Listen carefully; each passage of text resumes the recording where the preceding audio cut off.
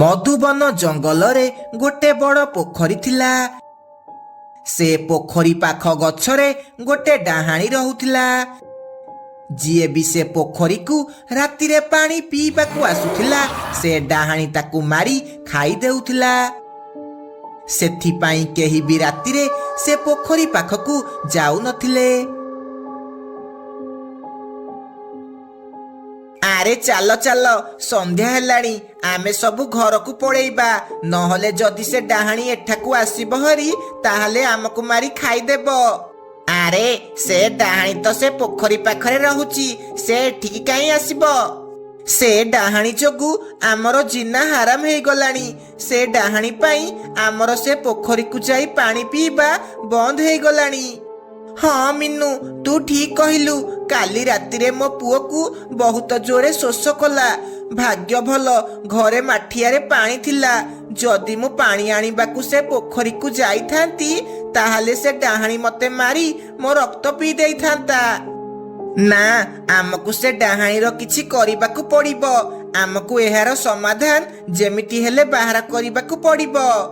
ହଉ ଚାଲ, ଆମେ ଏବେ ଘରକୁ ଯିବା।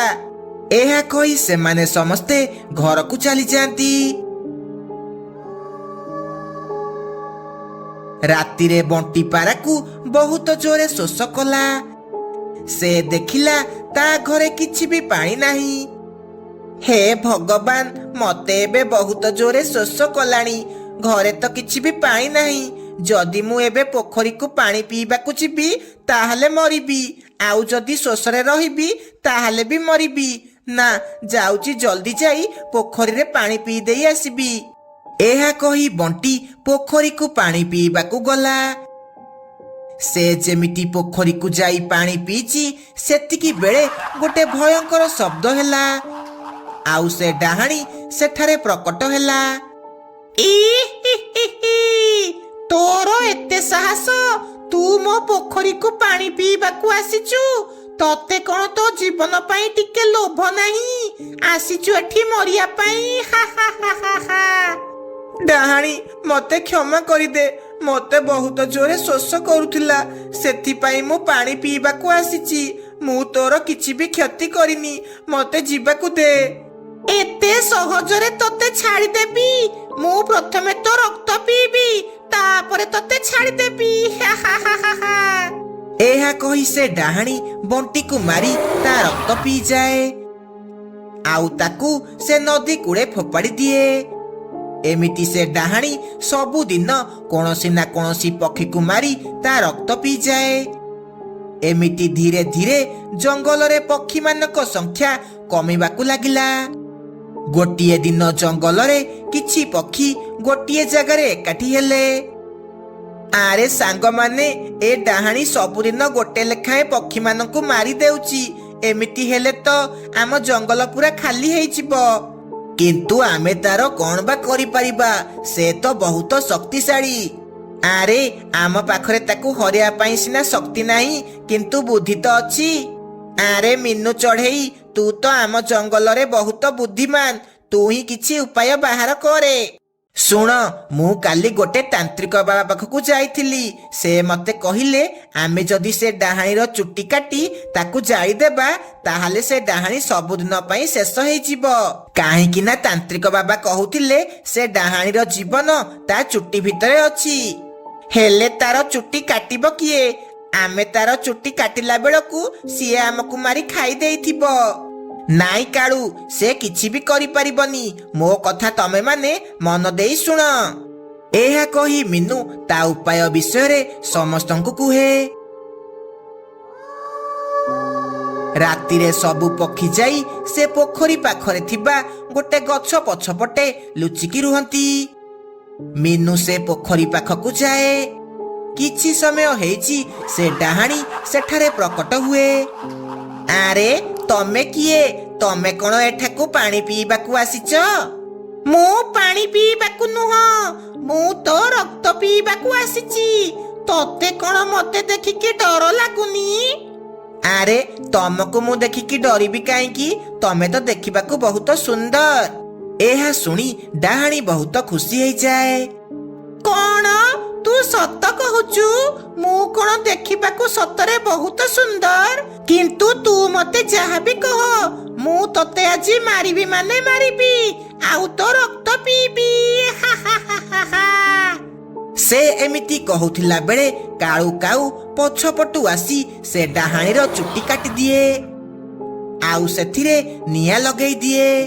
ଚୁଟିରେ ନିଆଁ ଲାଗୁ ଲାଗୁ ସେ ଡାହାଣୀ ବି ଛଟପଟ ହେବାକୁ ଲାଗେ। ଡାହାଣୀ, ଆଜିଠୁ ତ ଖେଳ ଖତମ ହେଇଗଲା।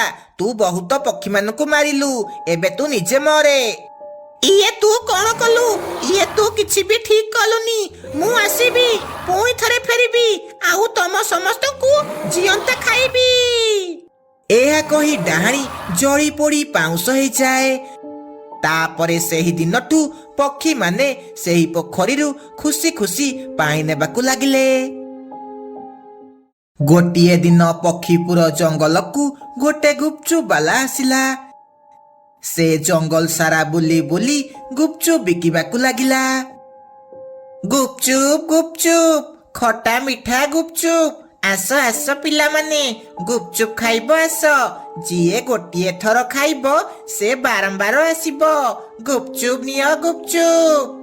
ଆରେ ସାଙ୍ଗମାନେ, ହେଇଟି ଗୁପଚୁପ ବାଲା ଆସିଲାଣି, ଚାଲ ଗୁପଚୁପ ଖାଇବା। ନା ନା, ମୋ ମା ମତେ ଗୁପଚୁପ ଖାଇବାକୁ ମନା କରିଛି। ଗୁପଚୁପ ଖାଇଲେ ପେଟ ଖରାପ ହେବ। ଆରେ ମାନୁ, ତୁ ଏତେ କଣ ଡରୁଛୁ ଯେ? ଆଜି ଗୋଟିଏ ଦିନ ଗୁପଚୁପ ଖାଇଲେ ତୋର କିଛି ହେବନି ହେଲା। ତାପରେ ସବୁ ପିଲାମାନେ ମିଶି ଗୁପଚୁପ ଖାଇବାକୁ ଯାଆନ୍ତି। ଆରେ ପିଲାମାନେ, ଗୁପଚୁପ ଖାଇବ ନା କଣ? ହଁ ଆଣ୍ଟି, ଆମକୁ 3 ପ୍ଲେଟ ଗୁପଚୁପ ଦିଅ। ହଉ ପିଲାମାନେ, ଇଏ ନିଅ ତମ ଗୁପଚୁପ, ଆଉ ମନ ଭରିକି ଖାଅ। ତାପରେ ସବୁ ପିଲା ମଜା କରି ଗୁପଚୁପ ଖାଆନ୍ତି। ତାପରେ ସମସ୍ତେ ପଇସା ଦେଇ ନିଜ ନିଜ ଘରକୁ ଚାଲିଯାଆନ୍ତି। ଆରେ ପୁଅ, ତୁ ଆସିଗଲୁ, ଯା ହାତ ଧୋଇକି ଆସିବୁ। ମୁଁ ଆଜି ତୋ ମନ ପସନ୍ଦର ଗାଜର ହାଲୁଆ ବନେଇଛି। ମା, ମତେ ଆଉ ଏବେ ଭୋକ ଲାଗୁନି। ମୁଁ ଏବେ ମୋ ସାଙ୍ଗମାନଙ୍କ ସହ ଗୁପଚୁପ ଖାଇକି ଆସିଛି। ଆରେ, ତତେ ମନା କରିଥିଲି ଟି ସେ ଗୁପଚୁପ ଖାଇବୁନି ବୋଲି। ବାହାର ଜିନିଷ ଖାଇଲେ ତୋ ପେଟ ଖରାପ ହେଉଛି। ମା, ମୋର ଖାଇବାକୁ ଜମାରୁ ଇଚ୍ଛା ନଥିଲା, ସାଙ୍ଗମାନେ ବାଧ୍ୟ କଲେ ବୋଲି ଖାଇଦେଲି। ତୁ ମୋ ଉପରେ ରାଗେନି, ମୁଁ ଆଉ କେବେ ବି ବାହାର ଜିନିଷ ଖାଇବିନି। ହଉ, ତୋର ଯେତେବେଳେ ଗୁପଚୁପ ଖାଇବାକୁ ଇଚ୍ଛା ହେବ ତୁ ମତେ କହିବୁ ହେଲା। ମୁଁ ତୋ ପାଇଁ ଘରେ ଗୁପଚୁପ ବନେଇଦେବି। ତାପରେ ମାନୁ ଘର ଭିତରକୁ ଗଲା। ଏପଟେ ମିନୁ ରୋଷେଇ ଘରେ ରୋଷେଇ କରୁଥିଲା। ସେତିକି ବେଳେ ମିନୁକୁ କିଛି ଭାଙ୍ଗିବାର ଶବ୍ଦ ଶୁଭାଗଲା। ଆରେ ପୁଅ, କଣ ହେଲା? ଏମିତି କଣ ଶବ୍ଦ ଶୁଭୁଛି? ତୁ ଠିକ ଅଛୁଟି? ଏହା କହି ମିନୁ ଘର ଭିତରକୁ ଗଲା। ମିନୁ ଘର ଭିତରକୁ ଯାଇ ଦେଖିଲା ମାନୁ କାଚ ଗ୍ଲାସ ଭାଙ୍ଗି ଦେଇଛି, ଆଉ ଠିଆ ହେଇ ଜୋରେ ଜୋରେ ହସୁଛି। ମୁଁ ସବୁ ଭାଙ୍ଗିଦେବି, ମୁଁ ଘରର ସବୁ ଜିନିଷ ଭାଙ୍ଗିଦେବି। ଆରେ ମାନୁ, ଇଏ ତୁ କଣ କରୁଛୁ? ତୋ ମୁଣ୍ଡ ଫୁଣ୍ଡ ଠିକ ଅଛି ଟି? ତୁ ମତେ କହିବାକୁ କିଏ? ବେଶୀ ଗହଳି କରେନି, ନହେଲେ ତତେ ମୁଁ ମାରିକି ଖାଇଦେବି। ଆରେ ପୁଅ, ଇଏ ତୁ କଣ କହୁଛୁ? ତୋର କଣ ହେଲା? ତୋ ମୁଣ୍ଡ ଠିକ ଅଛି ଟି? ହେ ଭଗବାନ, ମୋ ପୁଅର କଣ ହେଇଗଲା? ତୁ କିଏ? ମୁଁ ତୋ ପୁଅ ନୁହଁ। ମୁଁ ନିଜେ ବି ଜାଣିନି ମୁଁ କିଏ। ମତେ ସବୁ ଭାଙ୍ଗିବାକୁ ଇଚ୍ଛା ହେଉଛି, ମତେ ନାଚିବାକୁ ଇଚ୍ଛା ହେଉଛି, ମତେ ଗାଇବାକୁ ବି ଇଚ୍ଛା ହେଉଛି। ଲା ଲା ଲା ଲା ଲା ଲା ଲା ଲା ଲା ଲା ଲା। ଆରେ, ଇଏ ଏମିତି ପାଗଳ ଭଳି କଣ ହେଉଛି? ଯାଉଛି ୟାକୁ ହସ୍ପିଟାଲ ନେଇକି ଯିବି। ଏହା କହି ମିନୁ ମାନୁକୁ ନେଇ ହସ୍ପିଟାଲ ଯିବାକୁ ଲାଗେ। ଏ, ତୁ ମତେ କୁଆଡେ ନେଇକି ଯାଉଛୁ? ଆରେ ପୁଅ, ଆମେ ମେଳାକୁ ବୁଲିବାକୁ ଯାଉଛେ, ତୁ ଚୁପଚାପ ବସେ। ସେମାନେ ଏମିତି ଗଲା ବେଳେ ବାଟରେ ସେମାନଙ୍କୁ ରାନୀ ତା ପୁଅ ଜଗୁ ସହ ଦେଖା ହୁଏ। ଛାଡ଼ିବିନି, ଛାଡ଼ିବିନି, କାହାକୁ ବି ଛାଡ଼ିବିନି। ଏ, ତୁ କିଏ? ତୁ ମୋ ଆଗରେ କଣ ପାଇଁ ଠିଆ ହେଇଛୁ? ମୋ ଆଗକୁ ଯିଏ ଆସିବ ମୁଁ ତାକୁ ମାରିଦେବି। ଆରେ ରାନୀ ଭଉଣୀ, ଏ ଜଗୁ ଏମିତି କଣ ହେଉଛି? ତାର କଣ ହେଇଛି? ନାଇଁ ମିନୁ, ମୁଁ କିଛି ବୁଝିପାରୁନି। ଆଜି ସ୍କୁଲରୁ ଆସିଲା ପରେ ସେ ଏମିତି ହେଉଛି। ତାର କଣ ହେଇଛି କେଜାଣି ଏମିତି ପାଗଳ ଭଳି ହେଉଛି। ଆରେ ରାନୀ ଭଉଣୀ, ମୋ ପୁଅ ମାନୁ ବି ଏମିତି ହେଉଛି। ମୁଁ ତାକୁ ହସ୍ପିଟାଲ ନେଇକି ଯାଉଛି, ତମେ ବି ମୋ ସହ ଚାଲ। ତାପରେ ରାନୀ ତା ପୁଅକୁ ନେଇ ହସ୍ପିଟାଲ ଯିବାକୁ ଲାଗେ। ସେମାନେ ସେଠି ଯାଇ ଦେଖିଲେ ହସ୍ପିଟାଲକୁ ବହୁତ ସାରା ପକ୍ଷୀମାନଙ୍କ ପିଲା ଆସିଛନ୍ତି, ଆଉ ସେମାନେ ପାଗଳ ଭଳି ହେଉଛନ୍ତି। ଆରେ ସାଙ୍ଗମାନେ, ତମେ ଆସିଗଲ। ଏ ଡାକ୍ତର ଆମକୁ ଇଞ୍ଜେକ୍ସନ ଦେବ ବୋଲି କହୁଛି, ଚାଲ ଆମେ ତାକୁ ବାଡେଇବା।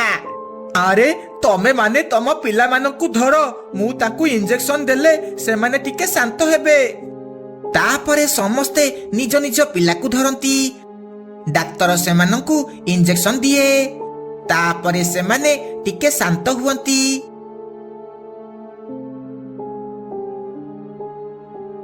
ତା ପରଦିନ ସକାଳୁ ମିନୁ ଚଢ଼େଇ ବଜାରକୁ ଯାଉଥିଲା।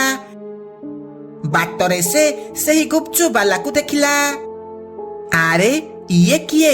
ୟାକୁ ତ ଆମ ଜଙ୍ଗଲରେ ମୁଁ ଆଗରୁ ଦେଖିନି। ମତେ ଲାଗୁଛି ଇଏ ସେଇ ଗୁପଚୁପ ବାଲା ଯାହାଠୁ ଆମ ପିଲାମାନେ ଗୁପଚୁପ ଖାଇଲା ପରେ ଏମିତି ପାଗଳ ଭଳି ହେଉଛନ୍ତି। ନା, ମତେ କିଛି ସନ୍ଦେହ ହେଉଛି। ଯାଉଛି ୟାର ପିଛା କରିବି।